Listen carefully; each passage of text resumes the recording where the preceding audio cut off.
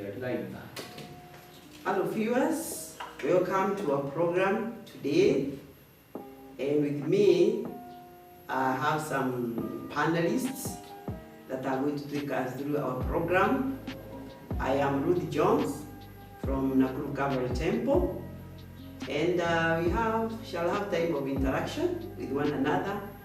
And our topic is all about life in school and even after school. Because I know most of you viewers, you've been in school one time or the other. And even out of school, one time or the other. So I expect you to really go around with us and ask many questions. You can write some questions to us. Take notes. And take some notes and they shall.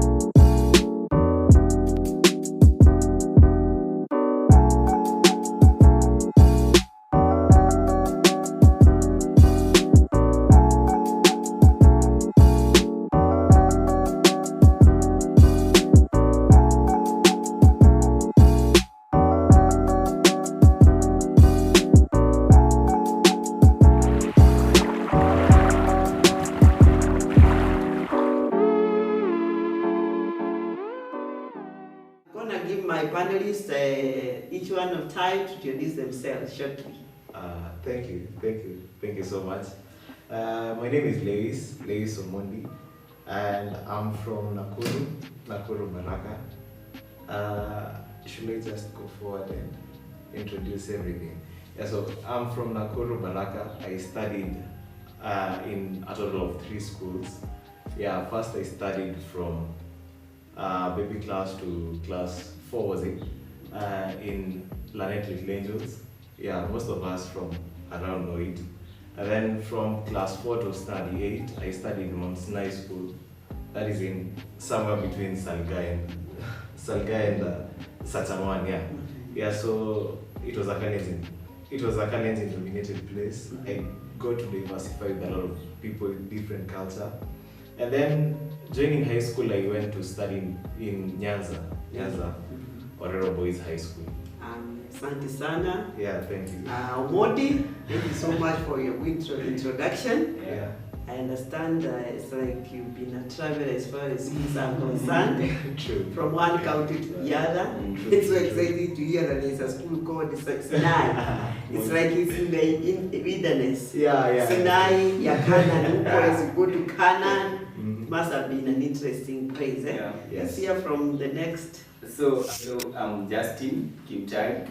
I've been growing up in Nairobi, but ilifika time we had to relocate to Nakuru.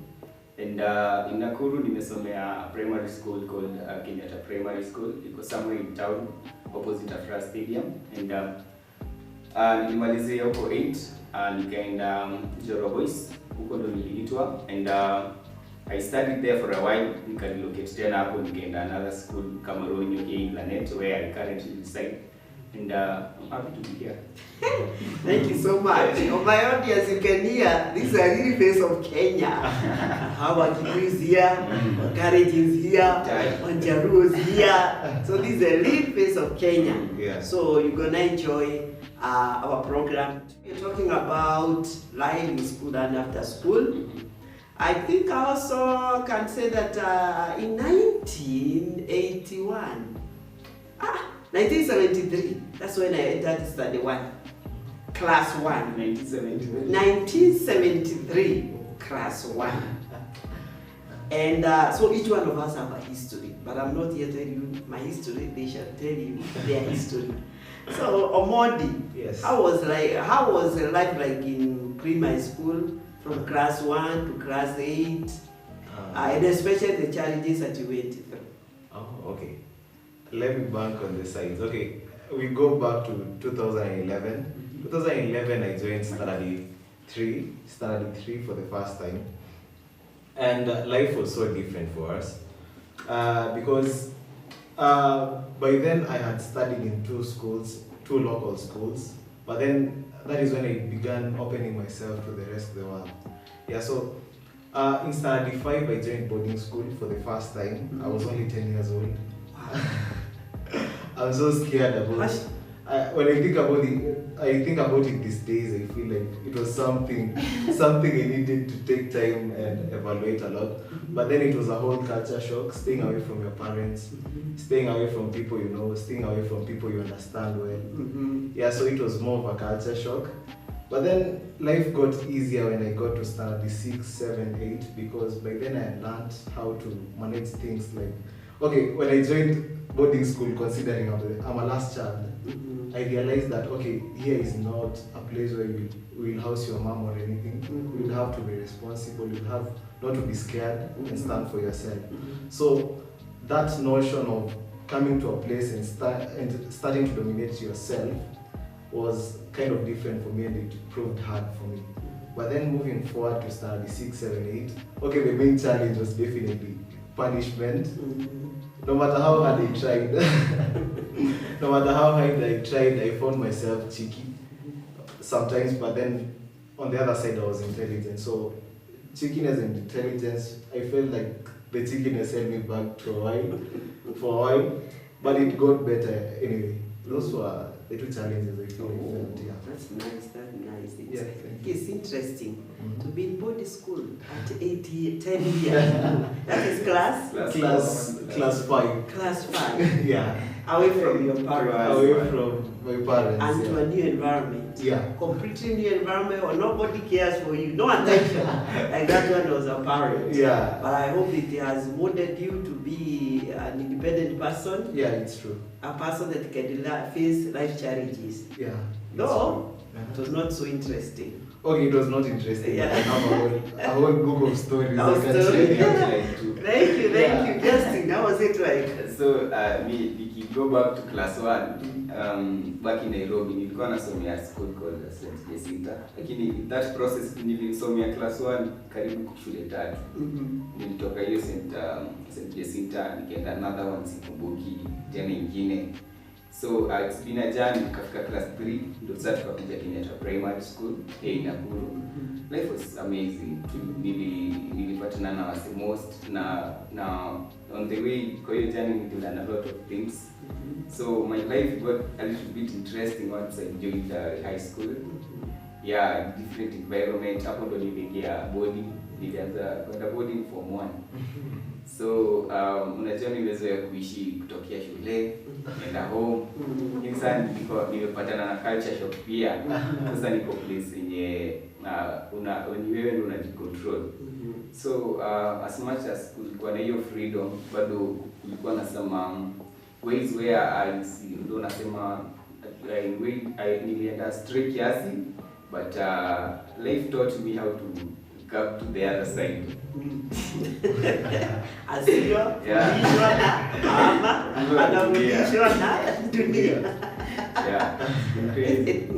That has been good. Yeah. And I think I'm picking some few points there. Like kila moja alipitia challenges. Even those years, actually in our years we used to have greater challenges. Our challenges is like our schools used to be very far from home. You had to walk many kilometers, not to travel, walking without shoes, barefoot. You walk, it's very cold, kuna mawe huko, lazima ukanyange hizo mawe. And before leaving home, actually, anyway, it's a history note. It's not an interesting one to remember. Because I used to. Unajua watu wengi the old people, old folks wanasemanga tu hiyo story. It was just bad. You climbed the mountains. Look at my. I had to milk 5 cows every morning before school. Before the age of? Before I was in class 5. And my brother who was ahead of me, his work was to take the milk to the dairy. So, mimi nakamua, tukiwa na wawili, alafu yeye anapeleka. Tunakutana shule na sisi tunambebea chakula kwenda kukula. Tunakutana shule.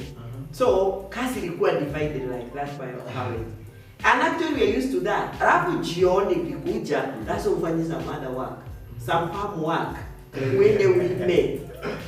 Na kila mtu alikuwa na jute yake ya kupika baada ya shule. So I don't know how it could have been if it were you people who are here today. Lakini hata nikiweza kuwa put in our shoes today, hata ni mtu anatu ile ndio hata but I think ours was harder. But it gave us a lot of discipline. We knew ikiwa ni shule ni kusoma, hakuna mambo pili. Because you have to come out of this shell. Your punishment, your hard life. And tulikuwa tukiambiwa that ukiwa educated itakusaidia kutoka hii mashida from this problem that you've been going through. And therefore we had to work very hard. No joke. No food. But you had to be in class. It doesn't matter. Nakumbuka tulikuwa tunaamuka kukiwa na moonlight. Usiku saa 9. Saa 9 unaamuka unaenda kukamua. Unakamua na toshi wakati mwingine. So that by 4 maziwa inapelekwa. By 5 tunachukua njia tunaenda wapi? Shule. Hiyo ilikuwa kwa class ama from class 5 to class 7. Because it was up to 7 years. That is the kind of life that we had. But I thank God. That kind of life molded me to be the person I am today. Actually, even when there are hardships in life, I don't feel them so much. But you people, you cry on small things. To me, I don't feel it because I'm used. God helped me to go through that. But anyway, let's say each generation, even the generation that come after you have their own story. Yeah. So it's each generation to know how to handle their own story and to learn from their own story. So let's see Justin, you have said that in primary school it's like you move to middle schools and you are very young. I think it's so challenging. Very. So discouraging. Nikijaribu kukumbuka sikumbuki exact picture kwa sababu like yani nilikuwa different people. Sasa nilikuwa bado mdogo, yani kabla sija adapt these people ninatolewa ninapelekwa kwingine different new people. So it was challenging mimi kujaribu ku back na my life in tuseme hapo niko kwanza class 3 kwenda chini. Yeah. So how did you feel like you can tell the audience, and especially to parents, because you know I'm sure the parents contributed to this, or you also contributed to this. What can you tell that parent down there who is always shifting their children from one school to the other within 1 year? You're in 3 schools. How does it tell that audience? It depends na the line of work you are doing. Yangu ilikuwa I'm shifting to different school kwa sababu dada alikuwa msee mwenye anafanya kazi kwa gava. So alikuwa anapata some relocations every now and then because inakuja abruptly. So hiyo ilimejara why I had to move to different schools. Yeah. Okay. So it means that those parents that are working and they have to be transferred to those different places, they should have a way out. Yeah. Like today, I usually see them. They have to have a home, permanent home somewhere, so that the children and the wife can be somewhere permanent for the sake of education, so that the kids are not disrupted so much. Yeah. One, disrupted by having different types of teachers to different types of students to interact with, community, and even environment, and even a climatic condition. They can really be affected. So we are telling the parents that there has to be a way out. If your husband keep on moving from one job to the other, one place or one to the other, I think for the sake of these children, it's very, very important to look for a better way of settling them, so that baba anatoka pale anatoka once in a while anawaona. Lakini if you have to keep on moving like nomads, definitely there will be some problems. Lakini mom, saizi unaona siku hizi unaona people watu wao wanapelekwa boarding school when they are way too young. Kuna mzee anaweza pelekwa boarding akianza class 1.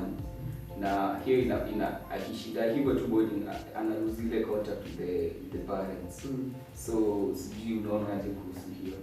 Okay, going to boarding school at an early age, surely, like what would tell us, it's so challenging. I think he is a better place to tell us what it is like. It's a good thing or a bad thing, and why good or bad? Okay, ideally, ideally I feel people who are closer to their parents when younger were in a better position than us. Because I mean the monitoring when you're in school creates different personalities. Let's say I started boarding school in class 5. You don't get time with your parents until you get 3 weeks or 4 weeks holiday. Your parent only has 3 weeks to know you, and it's not like from morning to evening they have that time with you.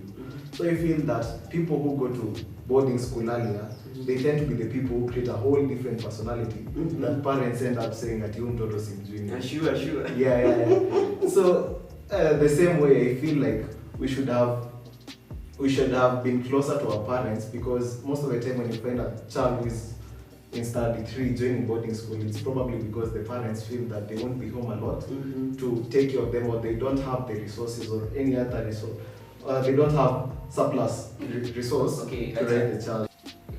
Yeah, so I feel people should have been better. It should have been a better position for us if the parents took the initiative individually to like measure the development of a child and the social relation of a child, so that later in life you won't be surprised if a child becomes something that you're not expecting. Yeah, so I feel that was the only bad thing about boarding school. But if the boarding school was good enough and the teachers were measuring or student enough, then it was different. Those children turned out to be completely different.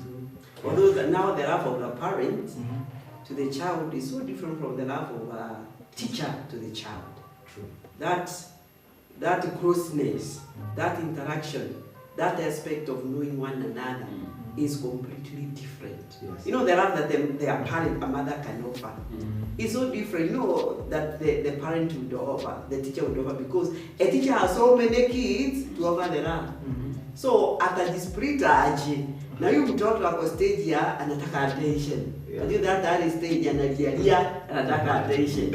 Na hapa hakuna hata hada story. Kijana pia alienda arena, and I didn't like it. I think challenges in life make one to take kids in school very early. So there was a young child, I think at class 1. Every night she could wake up early, usiku, and then could cry calling mother. I think the child never realized he was in a school. So every time akiamuka anafikiri ako nyumbani. So analia kita mama. So it is so pathetic. But there are many reasons why parents take their kids to high school early, but I think there is no good reason. To me, I think there is no. So what are your thoughts on homeschooling? I think homeschooling with good conducive environment would be the best. And especially at early age, from up to class 6 there, could be the class 6, I think the character has been built up, the relationship, wamejuana kiasi, mzazi na mtoto, but not with the Kenyan system, whereby mtoto ni kama ako shule throughout, hata akifunga ni kama ako shule na amefunga. Hiyo ndio tuition. Ni kama mna mtoto for a few days, akifunga tuition. So now with a better system kama yetu, tukifunga 1 month hakuna masomo, ni playing around, joking around, visiting people. Lakini hii ya Kenya ya 844 ya kuwa shule throughout, it's like removing the child from the parents. So if it was changed, then I would feel like homeschooling would be better, because now the child and the parents will have time to interact, and the mother or the parent will get to know the behavioral change of their sons and their daughters. After their sons and daughters will also understand their parents, and that's why you shouldn't have problem, because the only time the child stay for long term is after exam, either class 8 exam or for 4 exam. Now then those are very critical time, because it's a time also there are so many worries. What will be the next step in life? Nitaenda high school ama siendi?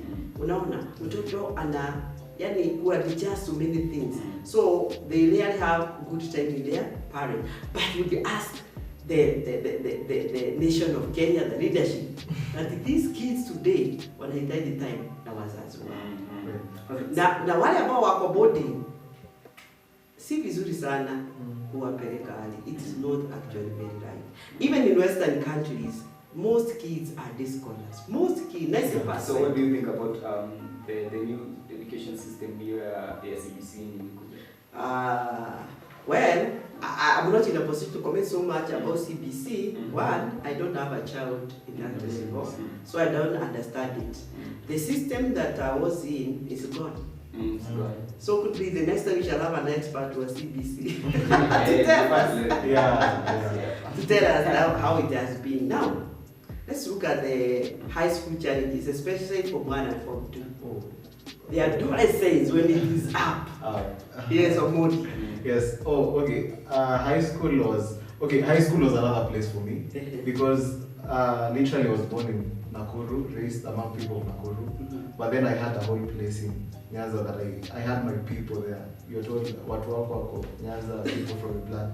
Yeah. So ideally, high school was different for me because first I struggled with teachers a lot because Nakuru mezoea mwalimu anaongea Kiswahili plainly, listen to the Swahili and you don't get any accent.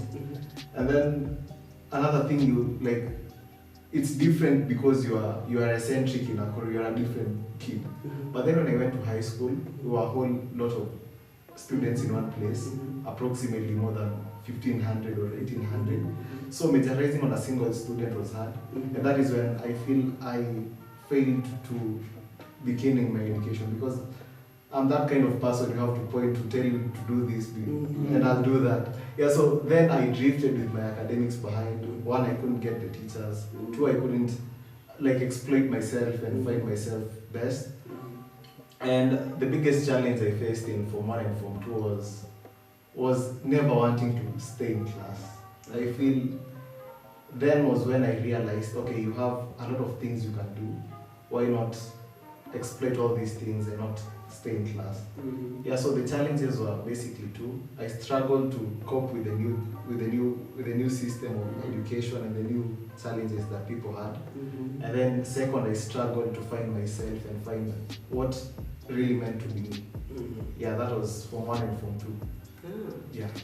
Because now here there is no personal attention. Yeah, personal like in attention. Primary school. Yeah. Primary school there's a lot of reading, but now here in high school you have to work for yourself. Yeah.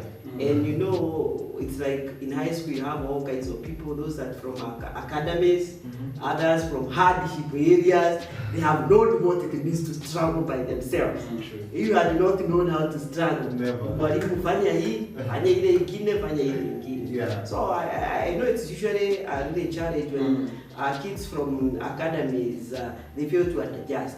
And if they are not taken care of, they can really shift completely and go be the last, from first to the last. But all in all, it's all right. Justin, we have a social adjustment in high school. And also we have peer pressure adjustments. You have so many kinds of peers.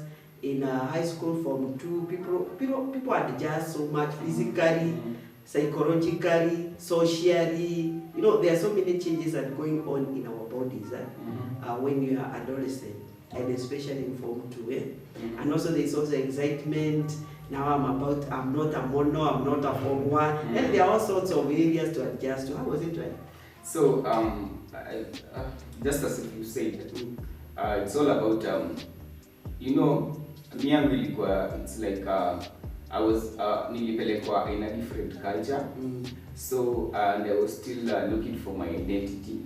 So when those challenges came, kama hizo za peer pressure and all, because I'm still in look for my identity. So najipata most times I was getting swayed. Najipata niko kwa the wrong crew. And but somehow miraculously I was still doing good in papers, but I was also a very cheeky person. So my life nilienda Njoro Form 1 na Form 2. Hapo ndo nikatoka Njoro nikakuja Muronyo High School, where nika repeat the same Form 2. And the reason I repeated, Njoro ilikuwa shule iko na perception nyingine ya kukua rowdy sana. So hata nikifikiria the terms that I was in during those 2 years. The full terms in all the years nilikuwa naenda ilikuwa 3 months. Hizo zingine zote zilikuwa tuko home kwa sababu tumestrike. Tumefanya so ilikuwa very challenging. So I had to relocate, nikakuja Boronyo na nikaanza different life. Yeah. But incidentally, they used to perform well. Yeah. Even though they were so wale ambao wanasoma walikuwa wakisoma. Yeah. Lakini wale ambao hawana msimamo wanapotea. Lakini kuna wale tu wanaenda huko wanasoma kabisa. Yeah. Yeah. So it only requires that mtu ajijue. Ajijue who you are and what you are going to do in school. Although, like you have said, people are looking for the identity. Trying to identify yourself with this, you find like you are not fitting there. Identify with the other boy, you are not fitting. So it's a whole lot of confusion in that stage. But all in all, it is possible to get out of it. So, get out of it clearly. And I know that's why you're here, Pamana. It's true. That's why you're here. Yeah. But having been a high school teacher for a long time, nimeona everywhere there is a strike from two must be there. Catalyst. Tera, why? For form 2, unajua venye tu umesema ile idea ile perception ulikuwa nayo kila msee ananiona mimi mono. So now umekuja unajiona big man. Kwa sababu bado umekaa kwa hiyo shule, so umebuild confidence, umejiona na watu. Unajua kwa form 1 ulikuwa bado uko a little bit homesick. Ulikuwa bado ni ile uoga yenye umeenda shule na perception ya form 1 huwa wanakuwa bullied. Sasa bado uko ile uoga. Lakini hivi umekuja form 2 na umecross that line alive. Sasa unaona let me try to live myself. Sasa ndio maana unapatanga form 2 swing, ndio unakuwa involved in those na wanapotea at that stage. How did you navigate through? Me, my journey has been long. So, as far as I'm concerned, I'm still alive and I'm thankful. Journey imekuwa tough. Nimepitia panda shuka and all. Yeah. We want to speak to the audience. Some of them are form 2s now. Others, their parents are worried. Mtoto wangu wako form 2. Na najua form 2 iko critical sana. And form 2 ni kama anahesabiwa anywhere. Wherever there are problems from 2s are there. Na sometimes form 3 can be work on them. Wakijua nyinyi ndio mnatuharibia, ndio wako. Na kuna shida nyingine nimeona. Pengine hamujapitia hivyo ya kwamba as they look for their identity in form 2. Hapo ndio wale watoto wa single mothers wanaita shida.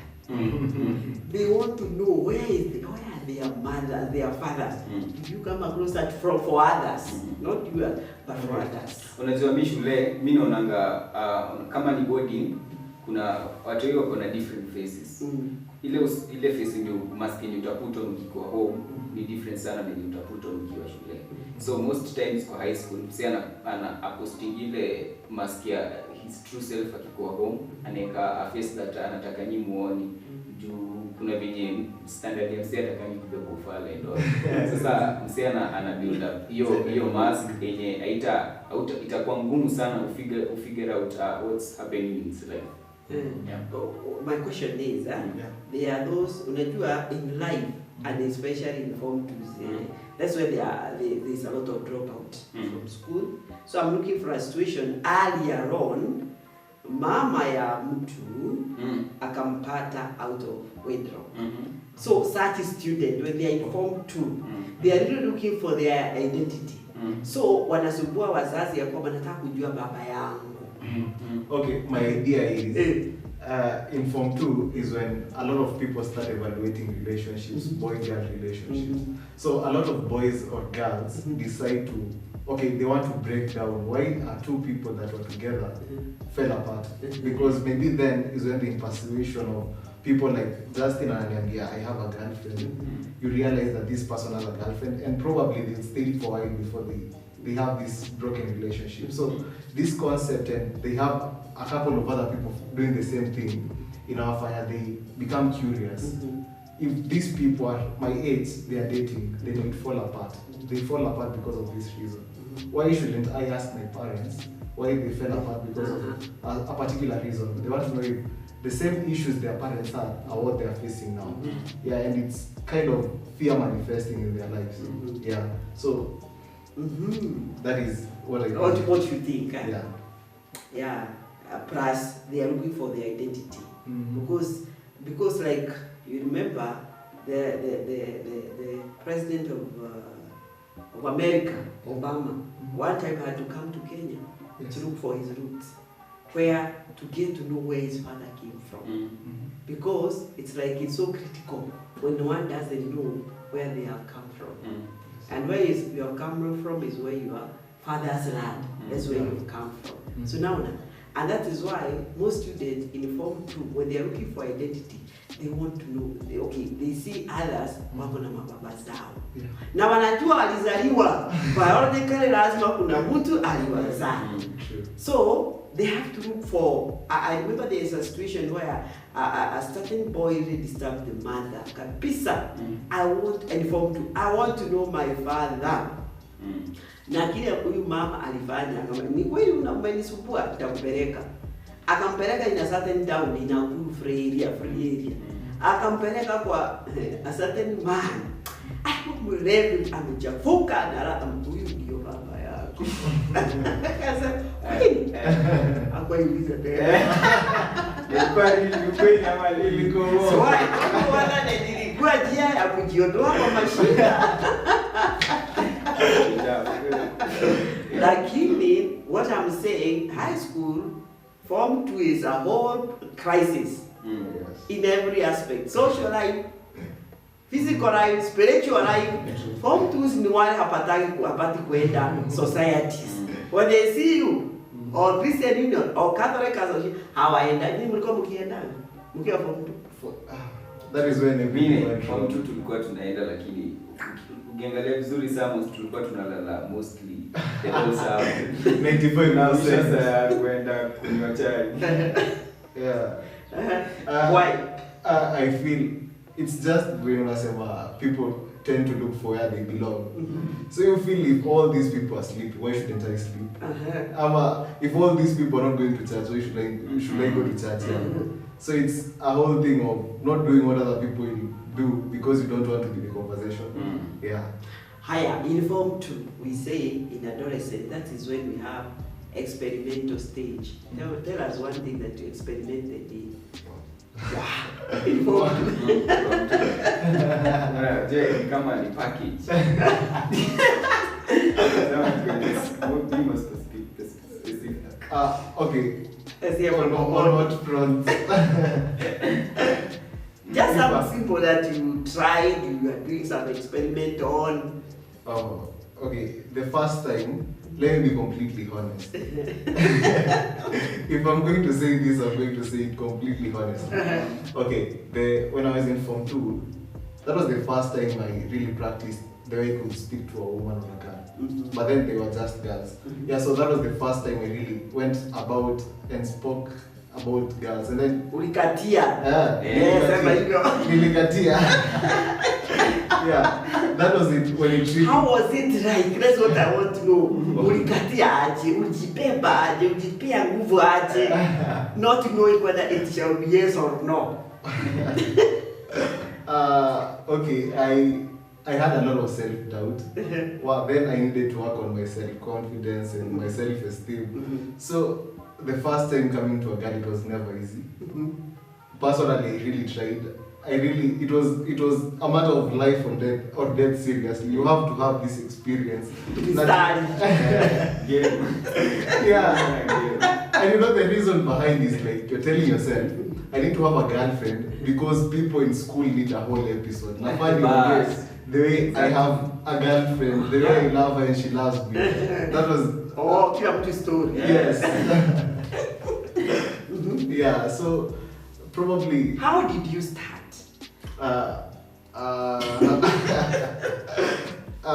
Okay, the first time I really talked to a girl was not talking to a girl. The first time I really understood how I should speak to a girl was from other stories. A friend comes and tells you, the first time I talked to this girl, I say this and this and this. And maybe they are probably lying, but you pick ideas from them. So there's mentoring. Yes. You're mentored. Wow! Unajua vile nimesema kila msee anajaribu kukuja na story yake. Sasa mkitoka holiday break kuna mtu mwenye amekuja na series yake full na ukuje ni series mbili different people. Sasa wewe unajaribu hata wewe kama kuda hiyo ujui kama amefake ama ni real. Lakini unataka kuja na more kwa story na his. Sasa ndio maana nataka kutoa invent. Yaani kukatia inafanywa shule ama holidays ukienda home? Yeah, holidays. So because lazima akue from another school. I don't want. Hey, my parents should not see this. When I was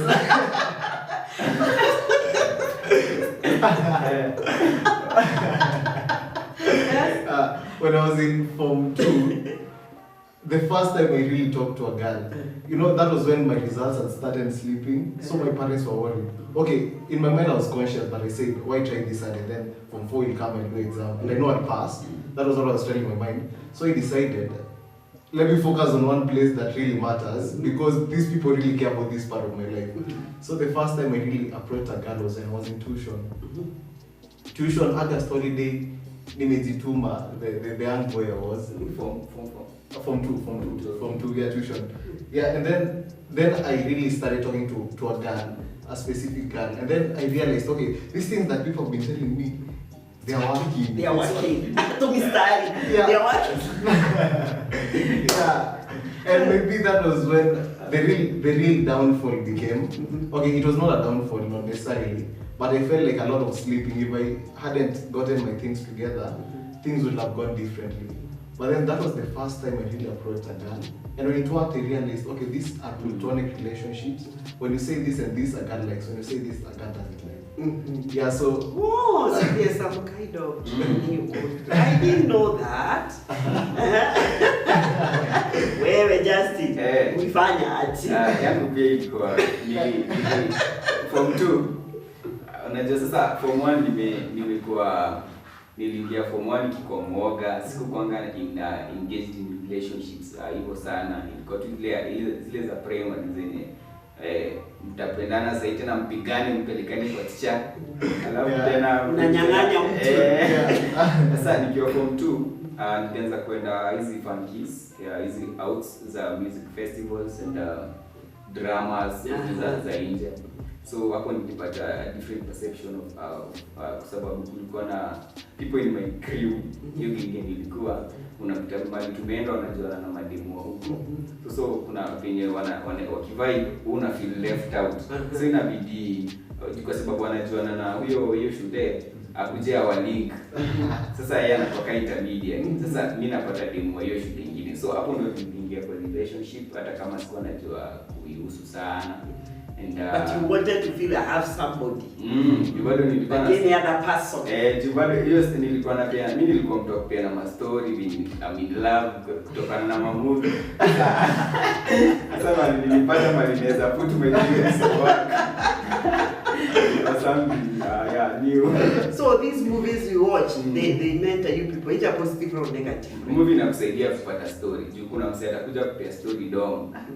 Wewe unaona kama ile hiyo movie niliona ni kali kuliko hiyo. Na nikisema kama ni yangu itakuwa aje. Sasa mimi na pia na story hapo ya movie. Sasa boys wameniside up so ndio mimi yule mnoma. So nikifika kwa funkies inabidi wasione zile stories zangu zilikuwa tu I have to show myself. Nicheze kivili. So unajipata nilikuwa najituma kwa mademu kali kwa sababu nimeacha crew wako na there's a whole lot build up gangster points very high. Sasa. Yes. That is nice, because I'm also getting educated a bit. We as teachers sometimes we used to be so mad. Wanakatiania. Unajua kabisa hiyo ina affect the academic life. Halafu tunafanya seminars mingi. Tunawaambia girls boys separately. Sasa tukimaliza hapo wanatuchekelea. Nini walikuwa wakituambia? Hakuna kitu hatujui na wanaleta hiyo maseke tumeambia kwa mimi naona hiyo kitu inaenda back from siku za Adam and Eve. Kwa siku ile matunda lakini bado alienda akaikula. Sasa hiki yenye tunakata zangu na tunaona is the best thing. Yeah. Are you in mixed school or okay, in high school I was in a boys' school, so I used to depend on funkies. I was very good at writing letters. Unapeleka wakati wa games, wakati wa drama festival. No wonder you used to be very active. You are most active kwa uwanja na kwenda nje. Wakati watu wanaenda outing, hata anakimbia karibu akufe ndio apate tikiti ya kwenda nje kwa sababu kuna another agenda. Wow, I think computer is the most interesting stage in life. I don't care ukiweza watu wengi why they were going with those festivities. Azikuwa more to do with the talent. Ilikuwa the socializing part most, kwa sababu in the school they have been locked up. Ni boys only.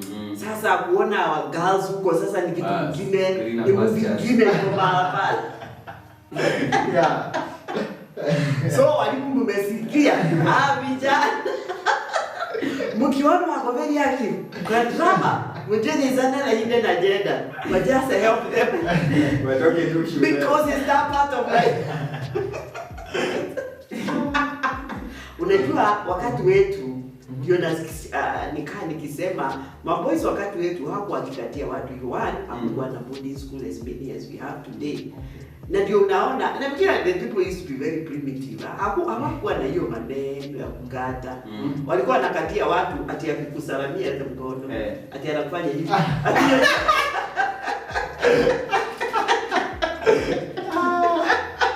Hizo ndo signs. Hiyo attitude style. Ama anatumia macho. Nimesikia watu wanatumia macho. Na wink. Sasa ukifanywa hivyo ukishika hiyo mkono. Ufanywa hivi sasa unajua huyu hasa kuna kitu ameona anataka kuwa na relationship. Unaona? Okay. So kila generation have their way of communication. Have their way of communication. Hakukuwa na hizo mistari na siku hizi. Barua sasa kuandika barua itafika lini? Na hata hakupa vile watu wanaenda interschools as miles. Not as many as you have today. Sasa barua utaandika itafika lini? Pengine ile barua ingefika ni wakati kuna wengine wajaja wakati wasiri wanapeanaga tu barua wakienda rally wanapeana tu barua huko sipelekwe. Okay, this is part of life and it is good only when it's used properly. Because if it's not used properly, it may be a problem to so many people. That's why we have had many girls dropping out of school even today. Those times dropping out of school was very rare. Very rare because even the parents used to be very strict. You are not allowed to walk around with any boy anywhere. Like now you people, you can stand with one another, you hold one another, ungeonwa sivyo, ungemezwa ukiwa hai. Ukiwa hai. So, but I think today there's a lot of freedom. This freedom today, I think is too excess from the parents. Yes. Sort of it has destroyed our young people. Definitely. Okay, I feel other than our parents being aware and everything, I feel the influence of the internet and social media, the influence of Netflix. People see a lot of movies where they hear a person at 16, a person is 16 is having conversation about sex. So when a person who is in Form 2 and is 16 years old hears the same thing, they want to explore. They feel that we are living a life that is similar to these people. They are the same age as us. Why can't we do as they do? So I feel when you say at your time, vitu zilikuwa kusalimiana, probably those are the only things you could get access to. But now we have everything. We have TVs, we have movies. We have TVs. The media part and the social media part. Yeah, social media. Yeah, so I feel the main enemy anyway is the social media. It's not you as a parent. It's probably the social media that you expose your child to. Or Are probably we expose? Are they expose themselves? You are exposing sasa watu wengi wanapatiwa tablet wakiwa 5 years old. yeah. Hapo na yeah.